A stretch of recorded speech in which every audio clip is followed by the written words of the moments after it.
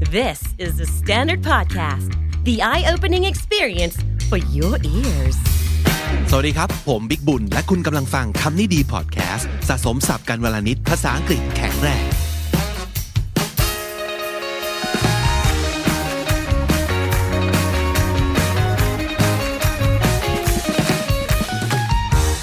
น้องเจครับ Are you lonely? Well, I don't think I'm lonely. I like to be alone. So there's a difference between those two words, right? Yeah. ในช่วงนี้มันก็จะเป็นช่วงของการที่เราต้องกลับไป work from home อีกแล้วโควิดกลับมาอีกแล้วนะครับแล้วก็หลายๆคนจะเริ่มมีความรู้สึกแบบโอ้เหงาจังในขณะที่ช่วงก่อนหน้านี้มันเริ่มดีขึ้นเราเริ่มไปออฟฟิศได้แล้วเริ่มไปปาร์ตี้กินข้าวกับเพื่อนได้เดินห้างได้ตอนนี้อยู่ๆก็เริ่มมีสิ่งนี้ทุกคนต้องแยกย้ายกันอีกแล้วหลายๆคนเลยเริ่มมีปัญหานี้ขึ้นมาเนอะว่าเหงาจัง so you were saying before that you like to be alone but I'm not lonely. Yeah, not necessarily, right? สองคำนี้ไม่เหมือนกันนะหลายๆคนยังใช้แบบสลับกันอยู่นะครับเขาว่า lonely ก่อน lonely มันคืออะไรฮะ so what's the definition of being lonely or feeling lonely? Lonely is, I think it's like the feeling that you feel empty or you feel disconnected with like people around you มันคือความเหงามันคืออยู่คนเดียวไม่ได้อยากอยู่กับคนอื่นด้วยอะไรอย่างเงี้ยแต่ถ้าสมมุติเกิด alone นั่นคืออีกคำหนึ่งมันแปลว่า Well, alone is just being in solitude. Being by yourself. Being by yourself คำนี้ก็แปลว่าอยู่คนเดียว Yeah. But it doesn't mean that you're like antisocial. You're like you don't have any friends or you don't have any loved ones. You're just like being alone. ไม่เกี่ยวกับความรู้สึกsad หรือความรู้สึกไม่เติมเต็มความรู้สึกว่างเปล่าอะไรเลยเพราะฉะนั้นพูดง่ายๆก็คือ lonely คือเหงาคือความรู้สึกที่เราขาดสังคมแล้วก็รู้สึกเศร้ากับมันแต่ alone ไม่เกี่ยวกับความรู้สึกมันเป็นแค่สถานะในขณะนั้นว่าคุณอยู่คนเดียวไม่ได้อยู่สองคนหรือไม่ได้อยู่เป็นกลุ่มเท่านั้นเองนะครับเป็นสองอย่างที่แยกกัน alone คืออยู่คนเดียว lonely คือรู้สึกเหงานะครับแล้วสองอย่างนี้อาจจะเกิดขึ้นพร้อมกันก็ได้ไม่เกิดขึ้นพร้อมกันก็ได้ถูกปะSo you're saying that we can be alone and not lonely and on the other hand you can be with a lot of people but still feeling lonely right Yeah หลายๆคนอาจจะเคยรู้สึกแบบนี้ถูกไหมอยู่กับคนมากมายคือไม่ได้ alone แต่รู้สึกเหงาจัง Why do you think that happens sometimes Well, I think you just like don't find the right time and the right place to be. Like it's hard for you to connect to others. Then connecting with others. Or like the place you're at doesn't have anyone who truly supports you. มันเป็นเรื่องของความรู้สึกข้างในเนอะต่อให้อยู่กับคนมากมายแต่ถ้าคนมากมายเหล่านั้นเนี่ยไม่ใช่คนที่เราอยากอยู่ด้วยรู้สึกไม่ได้ belong กับเขาหรือคนที่เราอยากอยู่ด้วยจริงๆเขาไม่ได้อยู่ตรงนี้แต่เราต้องไปอยู่กับใครก็ไม่รู้ใช่ค่ะนั่นก็อาจจะรู้สึก lonely ได้เหมือนกันนะครับหรืออย่างที่น้องจีพูดอันนี้ใช่มากๆเลยอยู่ในสิ่งแวดล้อมหรือว่ากลุ่มก้อนของผู้คนที่เขาไม่ได้ support เราเขาไม่ได้เห็นสิ่งที่เราอยากทำอยากเป็นแล้วก็ช่วยผลักดันเราตรงนั้นเพราะฉะนั้นความรู้สึกทางใจมันจะไม่เกิดความผูกพันตรงนั้นกันนะครับก็อาจจะ lonely ได้เหมือนกันทั้งที่อยู่กับผู้คนมากมายนะครับงั้นวันนี้เราลองมาหาวิธีไหมว่า how do we be alone and still be happy เราจะอยู่คนเดียวได้ยังไงโดยที่ยังมีความสุขอยู่นะครับ but before we get to that we have something to tell you guys so we've been telling you to go subscribe to our YouTube channel which is the Standard Podcast right but from now on we have yet another new channel which is called KND Studio KND ก็มาจากคำนี้ดีนั่นเองนะครับ KND Studio เป็นช่อง YouTube ที่ออกแบบแล้วก็จะสร้างคอนเทนต์สร้างสิ่งแวดล้อมสำหรับคนที่ enjoy คอนเทนต์ภาษาอังกฤษ หรือเกี่ยวกับภาษาอังกฤษโดยเฉพาะเพราะว่าช่องเดิมของเราคือน้องม่วง The Standard Podcast ก็จะเป็นพอดแคสต์ที่มีหลากหลายเรื่องราวมากๆเลยเรามีอะไรบ้างน้องจีจำได้ไหมใน The Standard Podcast Channel โอ้มีเยอะมากเลยค่ะสุขภาพจิตก็มี Are you okay There's history 8 minutes history there's financial the money coach ใช่ or the power game politics right มีอะไรมากมายแต่ว่าทั้งหมดเนี่ยมันเป็นเรื่องของพอดแคสต์ใช่ไหมครับแต่พอมาสักพักหนึ่งแล้วเราเริ่มรู้สึกว่าคนที่ชอบคอนเทนต์ภาษาอังกฤษเนี่ยอาจจะไม่ได้แค่ต้องการแค่พอดแคสต์ละนะครับอยากจะได้ออริจินอลคอนเทนต์ที่เป็นวิดีโอ or in the future maybe you want to come join us at the real event หรือว่าเป็นอะไรก็ตามที่เราได้มาเจอกัน the gathering or the meeting of some sort right so we figured we should have our own like area of like interest เพราะฉะนั้นถ้าเกิดสนใจคอนเทนต์ภาษาอังกฤษโดยเฉพาะนะครับอยากจะให้ไป subscribe ที่ KND Studio YouTube Channel ซึ่งเดี๋ยวเราจะใส่ลิงก์เอาไว้ที่ description ก็แล้วกันนะครับแล้วก็ไปเจอกันที่นั่นครับเราจะมีคอนเทนต์ใหม่ๆอีกมากมายสำหรับคนอย่างเราคอเดียวกันโดยเฉพาะเลยนะครับโอเค let's get to the content of the day which is how to be alone and still be happy Okay so 5 ways to learn to be alone and happy 1 you understand that you're good enough so this is you telling yourself that well being by yourself is not a bad thing and it doesn't mean that no one wants to be friends with you หลายๆคนจะรู้สึกอย่างนั้นถูกป่ะเหมือนกับถ้าเกิดเราอยู่คนเดียวแสดงว่าเราถูกทิ้งไว้เหมือนแบบไม่มีเพื่อนอยากคบโหคำนี้แรงมากไม่มีคนอยากคบละสิถึงมาคนเดียวนั่งกินสุกี้อยู่คนเดียวนะครับซึ่ง which by the way I do that all the time I love going to like MK Suki by myself whoa yeah okay I do that all the time yeah I mean there's like a stigma or like there's like something with like eating alone or staying alone or going to the movie by yourself yeah people just make up things that like okay if you're alone you're like a loner มีคำว่า loner ขึ้นมา so like we don't want to be alone we want to have like friends all around us to be happy yeah คำว่าเดี๋ยวนะคำว่า stigma คำนี้ก็ดีนะครับ stigma มันแบบว่าความรู้สึกแบบสังคมจะตราหน้าบางอย่างถ้าเกิดคุณเป็นแบบนี้สังคมจะตราหน้าคุณว่าสติ๊กมามันคือความรู้สึกอย่างนั้นแล้วก็คำว่า loner ก็เป็นคำที่ดีนะจริงๆแล้ว I don't mind being a loner actually I think of myself as a loner I'm often most of the time yeah ใช่หลายๆคนจะรู้สึกว่าคำว่า loner มันดูนั่นแหละเหมือนไม่มีคนคบอ่ะ but you can be a loner like by choice right we choose to be a loner like not all the time but most of the time or sometimes I think which is totally okay ไม่ใช่เรื่องที่แย่เลยนะครับเพราะฉะนั้นต้องเข้าใจก่อนว่า you're good enough ที่คุณอยู่คนเดียวเนี่ยไม่ได้แปลว่าคุณไม่ดีพอสำหรับใครนะครับso what you can do you can like take up a new hobbyหางานอดิเรกใหม่ๆทำใช่ take up a new hobby มันแปลว่าหางานอดิเรกใหม่ๆนอกเหนือจากที่คุณทำอยู่แล้วอาจจะไปลองดูซิว่าคนอื่นเขาสมมติปลูกต้นไม้กันเริ่มไปลองซิมันดีหรือเปล่านะมันสนุกไหมนะหรือว่า you could take up painting you could take up cooking you could take up yoga หลายอย่างที่คุณสามารถจะ take up ได้ก็คือไปลองของใหม่นั่นเองนะครับแล้ว well basically you just do what you have to do what you want to do not what others expect you to do or not what others make you think that you should be doing something การอยู่คนเดียวมันก็ให้ฟรีดัมกับเราในเรื่องนี้เหมือนกันไม่ต้องไปยึดติดอยู่กับความคาดหวังของสังคมว่าเขาต้องทำแบบนี้กันสิเช่นสมมติตอนนี้คุณอาจจะมีความรู้สึกว่า is it okay if I'm not into like surf skating It's right? definitely okay because that's what everybody is doing or seems to be doing like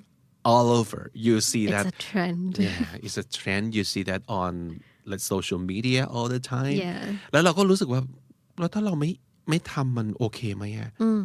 Of course it is okay for you not to like go with the trend you just do whatever you want to do yeah นะครับนั่นก็คือ be your primary source of validation that's what we're saying ประโยคนี้มันคืออะไรประโยคนี้คือ like don't do what others think you should do นั่นแหละก็คือ just do what you want to do validation คำนี้จริงๆเราพูดถึงบ่อยนะแล้วมันก็เป็นสิ่งที่เราอยากย้ำอยู่เรื่อยๆ validate มันคือการที่ยอมรับนะครับว่าสิ่งที่คนอื่นทำสิ่งที่ใครสักคนทำมันโอเคมันดีมัน make sense มันสมควรมัน admirable ใช่ไหมเพราะฉะนั้นyou should do that to yourself validate yourself be your primary source คือจริงๆมันปฏิเสธไม่ได้หรอกว่าความรู้สึกของการได้รับการยอมรับหรือว่าชื่นชมมันไม่ได้มาจากเราเท่านั้นมันมาจากคนรอบตัวเราด้วยแต่คุณควรจะต้องเป็น primary source of that เป็น source คือแหล่งใช่ป่ะ primary คือเป็นหลักเลยเพราะฉะนั้นการรู้สึกถูกยอมรับและถูกชื่นชมต้องมาจากตัวเราเป็นส่วนใหญ่ อย่าปล่อยให้ส่วนใหญ่เป็นมาจากที่อื่นเพราะว่าถ้าเกิดที่อื่นเขาไม่ให้เราจะรู้สึกว่าเราขาดทันทีซึ่งจริง no your own source of validation นะครับ you're all good by yourself yeah อันที่สองครับ be an observer เป็นผู้สังเกตการณ์ค่ะเขาบอกว่า take the time to observe the world around you and like many times when we're like in public places we tend to like look through our phones or like try to act like we're busy why ทำไมพี่วิกรู้ไหมว่าทำไมเราต้องแบบทำอย่างนั้นตลอดเวลาbecause we just don't know what to do with ourselves when we have no one to be with ถ้าสมมุติเกิดมีเพื่อนคุยกับเพื่อนใช่ไหมครับมีแฟนนั่งกุมมือจูจีกันแต่พออยู่คนเดียวปั๊บกูทำอะไรแล้วทีนี้คนจะนึกไม่ออกว่าแล้วเราต้องทำอะไรอ่ะนะครับเพราะฉะนั้นอย่างที่น้องจีพูดเลยควักโทรศัพท์ขึ้นมา you want to be connected with the world like virtually เพราะว่าในโลกแห่งความจริงตอนนี้ไม่มีใครมา connect กับเราเลยเราอยู่คนเดียวเราก็เลยต้องหาแหล่ง connect ต่อให้มันเป็นออนไลน์เสมือนจริงคือ virtual ก็ยังดีวะเข้าไปคอมเมนต์เข้าไปโพสต์แล้วก็สมมติ say hi กับเพื่อนไปแบบ20คนแล้วดูสิว่าจะมีใครตอบกลับมาคุยกับเราบ้างมันจะเป็นลักษณะนั้นนะครับแล้วก็พยายามจะแบบเสพคอนเทนต์บนมือถือตลอดเวลาแล้วชอบที่น้องจีบอกว่า we try to act busy even when we're not like sometimes I just like fake listening to music or like fake playing like my Twitter feed yeah I just like to like zone out on like the social media หลายครั้งมากเลยที่ผมอยู่บนรถไฟฟ้าหรือกำลังสมมตินั่งรออะไรสักอย่างอยู่ในแบบห้างหรืออะไรอย่างเงี้ยครับแล้วก็พบว่าพอเราเงยหน้าขึ้นมาแล้วมองไปรอบๆอ่ะทุกคนก้มหน้าดูมือถือของตัวเองหมดเลยเราก็เลยรู้สึกแบบเราเองก็เป็นแบบนี้แหละแต่เราลองไหมลองพยายามไม่ทำอย่างนั้นบ่อยเกินไปแล้วก็พยายามนั่งมองอะไรไปเรื่อยๆแล้วดูผู้คนlike people watching is fun for me it's super fun I love that right ไม่จำเป็นจะต้องแบบอยู่กับสิ่งที่อยู่ในมือถือตลอดเวลาก็ได้นะครับไม่งั้นมันจะเหมือนแบบ it's like we're zoning out with whatever that's in our phone like playing games or watching series on your phone ทั้งที่อยู่แบบในสวนสาธารณะอะไรอย่างเงี้ยซึ่งผู้คนเดินผ่านไปผ่านมามากมายเราทำไมต้องโซนเอาตัวโซนเอามันคือยังไง like blocking all the outside world and just concentrating on well it's ไม่เชิงเราไม่ได้แบบโฟกัสที่มันเหมือนเราแค่เล่นมันเพื่อฆ่าเวลาแล้วพยายามกันทุกอย่างออกไปนั่นคือคำว่าโซนเอาใช่ไหมหรือมันเคยใช้แบบนี้เหมือนกันเช่นสมมติว่าเราคุยกับเพื่อนแล้วเพื่อนก็มัวแต่ทำอะไรไม่รู้ Do you hear what I'm saying to you I really hate when you're zone out like this คือนั่งทำอะไรอยู่ก็ไม่รู้เพื่อนคุยด้วยก็ไม่ได้ยินอะไรประมาณนี้มันคือการทุกสิ่งทุกอย่างออกไปจากโลกส่วนตัวของเราที่นั่งอยู่ตรงหน้าอะไรอย่างเงี้ยก็คือเราน่าจะลอง experience life แล้วก็ real life real world ให้มากกว่านี้ well you're outside so just be with the outside world ใช่แล้วค่ะข้อที่3ค่ะเขาบอกว่า don't waste your alone time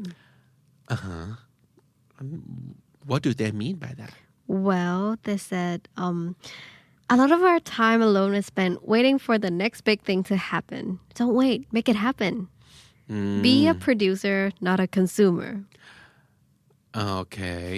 a producer of what of I don't know maybe of your life you know you can create contents for your life โอเคเขาบอกว่า be a producer not a consumer ก็คือให้เป็นผู้ผลิตไม่ใช่ผู้บริโภคถูกว่าเช่นอะไรบ้างอ่ะ like instead of like scrolling through all the social media like reading all the posts from your friends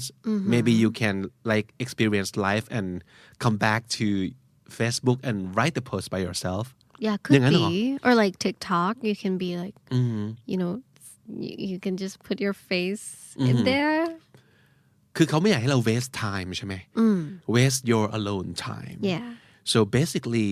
they're saying that you should be more productive with your alone time, right? What do you think about this statement? I mean, I think it's good for me, from my point of view. I feel like sometimes we just look up to others in like social media and just see their success stories and we consume that and then we want to be that but then at the same time we're just wasting our time looking at their contents and not feeling bad about yourself. Yeah, and feeling bad about ourselves and not actually producing anything. Yeah. So for instance, like if you want to start a business and you see someone being successful in that, you just don't sit there and just, okay, read their stories, read about their posts, but you actually take action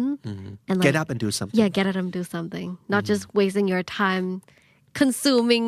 things that won't get you anywhere. ก็คือโอเคเวลาที่เราอยู่คนเดียวหรือว่าเวลาที่เราไม่ได้สังสรรค์สังคมกับเพื่อนนะก็อาจจะลองใช้เวลานั้นทบทวนดูว่าคุณอยากทำอะไรคุณอยากให้อะไรมันเกิดขึ้นกับชีวิตของคุณก็คือ don't waste that alone time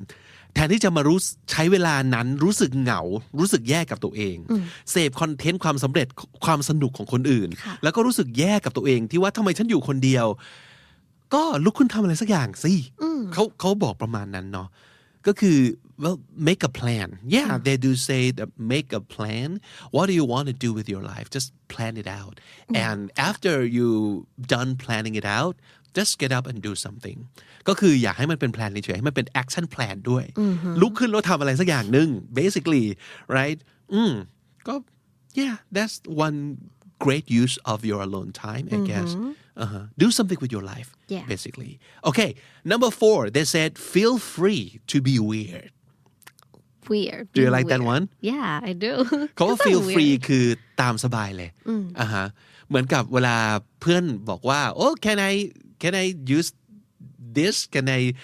use your bathroom oh feel free to do whatever you want feel free คือคำอนุญาตว่าทำได้เลยตามสบายนะครับ feel free to be weird ก็คือเป็นคนแปลกๆนะครับเป็นคนแปลกๆได้ตามใจชอบเลยเขาบอกอย่างนั้นค่ะSo what do you think they like encourage you to be weird? Well, I think they're just trying to say that nobody cares about how you really act. I mean, you don't have to try to impress others all the time because like when we're outside or when we're with others, we're not really ourselves, you know. We just can't go out and be wild like who we really are. There's like a mask or like there's another persona that's or expectations like we expect well I think it's we think that people expect us to be in a certain way so we act accordingly to that but sometimes we just don't want to do it and you know being weird is one of our traits in your alone time you can do that all you want yeah and maybe it's all in your head like people want me to do this or be that certain way definitely. Actually no one has ever told you that before you just tell yourself in your head เราบอกตัวเองมันเป็นสิ่งที่เราคิดไปเองว่าเราต้องเป็นแบบนั้นสิเราต้องเป็นแบบนี้สิจนเรารู้สึกว่าเอ้ยอะไรที่เราคิดว่ามันประหลาดและผิดไปจากสิ่งที่สังคมอยากให้เป็นน่ะมันคือต้องเก็บไว้นั่นคือแบบ that's too weird people don't want you to be that way people don't want you to say that or act that way แล้วก็จะแบบไม่กล้าที่จะเป็นตัวของตัวเองก็คือแบบ who cares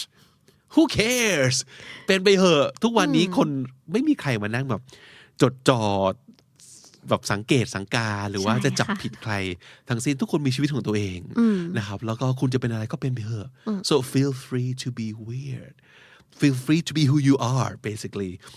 ก็คือการอยู่คนเดียวมันยิ่งดีนะมันก็คือไม่ต้องมีใครรู้สึกเหมือนกับมีคนมาจับจ้องมองเรานะครับก็ใช้เวลา alone time นั้นให้เป็นประโยชน์ yeah you'll be happier I think and number 5 use the time to learn that you can guiltlessly make mistakes and own them ชอบคำว่า guiltlessly ใช่ไหม guilt ก็คือความรู้สึกผิด guiltlessly ก็คือไม่ต้องรู้สึกผิดอะไรเลยนะครับ make mistakes and own them ชอบคำนี้ own your mistakes what does that mean it means that youแบบยอมรับใน consequence ที่จะตามมาหรือว่ายอมรับในผลกรรมที่เราทำผลกรรมคือถ้าสมมุติเกิดเราทำพลาดไปแล้วเรากล้าบอกว่าI messed it up I messed up yeah อันนั้นคือ own your mistakes กล้าที่จะยอมรับว่าใช่เราตัดสินใจพลาด yeah หรือว่าตอนนั้นที่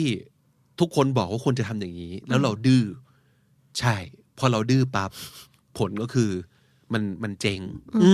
ยอมรับนั่นคือ own your mistakes เพราะหลายๆคนมันจะพยายามรู้สึกแบบอะไรก็ตามที่เราเคยทำผิดทำพลาดไม่อยากพูดถึงหรือพยายามจะปฏิเสธหรือพยายามจะมีข้ออ้างมากมายกับความผิดพลาดของตัวเองนั่นคือไม่ own your mistakes ไม่ยอมรับคือยอมรับไปเลยใจว่าใช่ตอนนั้นเราคิดอะไรก็ไม่รู้ใช่ตอนนั้นเราตัดสินใจพลาด just own it ใช่ไหมแล้วก็พยายาม grow from your mistakes learn from your mistakes เรียนรู้แล้วก็เติบโตจากมันก็ไม่เห็นเป็นไรเลยนะครับนั่นคือเขาบอกว่ามันเป็นอีกหนึ่งวิธีในการใช้เวลาที่เราไม่ต้องอยู่กับคนอื่นเนี่ยในการ own your mistakes แต่หลายๆคนอาจตรงข้ามนะหลายๆคนอาจจะรู้สึกว่าพอไปคิดถึงเรื่องสิ่งที่ตัวเองทำผิดพลาดเนี่ยมันจะ you beat yourself up for making mistakes คำนี้คืออะไรน้องจี beating yourself up means you criticize yourself you criticize yourself of the things that you've done แล้วก็คิดเคี่ยนตีตัวเองอะว่าฉันนี่มันแย่ฉันนี่มันโง่จริงๆ yeah but well you did that like unknowingly right and unknowingly มันคือแบบโดยที่เราไม่รู้ไงมันสุดวิสัยจริงๆใครจะไปรู้วาน unknowingly you unknowingly make a wrong move or wrong decision and people do that all the time and you're no exception right you're only human เราก็เป็นคนเหมือนกันเพราะฉะนั้นความผิดความพลาดมันเป็นเรื่องปกตินะครับนั่นก็คือ5วิธีในการใช้เวลาที่ไม่ได้ไปสังสรรค์กับใครอยู่เงียบๆคนเดียวนะครับอย่างเกิดประโยชน์ด้วยแล้วก็รู้สึกมีความสุขกับมันรู้สึกดีไปกับมันนะครับ basically you just have to deal with who you are and what you have done and just be okay with being by yourselfวันนี้ได้หลายศัพท์สำนวนเลยนะครับชอบคำนี้ take up a new hobby อันนี้คืออะไรครับอันนี้ก็คือหางานอดิเรกใหม่ๆที่นอกจากงานอดิเรกที่มีอยู่แล้วค่ะtake up ก็คือลองของใหม่นั่นเองนะครับ take up a new hobby what else do what you want to do not what others make you think you should be doing อันนี้เป็นขวดที่ท่องใส่ใจไว้ได้เลยนะครับทำในสิ่งที่เราต้องการทำจริงๆไม่ใช่สิ่งที่คุณคิดไปเองว่าคนอื่นอยากให้คุณทำนะครับ do what you want to do not what others make you think you should be doing and also you should what be your primary source of validation คนอื่นจะไม่ยอมรับไม่ชื่นชมไม่เป็นไรช่างเขาเราไปบังคับไม่ได้แต่ว่า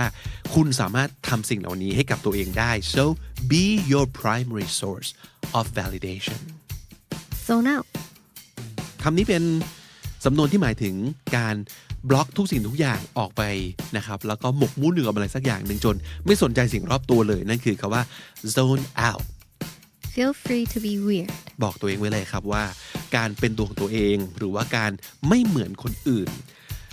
มันอาจจะถูกเรียกว่า weird ก็จริงแต่ว่า weird ก็ไม่ได้เป็นสิ่งที่แย่ so feel free to be weird beat yourself up นี่คือสิ่งที่ไม่ควรเนาะ beat yourself up ก็คือไปเคี่ยนตีตัวเองดุด่าว่าตัวเองแล้วก็ไปใจร้ายกับตัวเองมากเกินไปว่าทำไมแกแย่ทำไมแกพลาดทำไมแกไม่ฉลาดเอาซะเลยนั่นคือสิ่งที่เรียกว่า beat yourself up so don't do that unknowingly อันนี้จะเห็นบ่อยเลยนะครับคำนี้ก็แปลว่าทำอะไรก็ตามโดยที่เราไม่รู้โดยที่เรียกว่าบริสุทธิ์ใจนะก็คือมันไม่รู้จริงๆอ่ะก็เลยทำลงไปนะครับก็คือ do something unknowingly และสุดท้ายครับ own your mistakes ถ้าเราพลาดไปเราผิดไป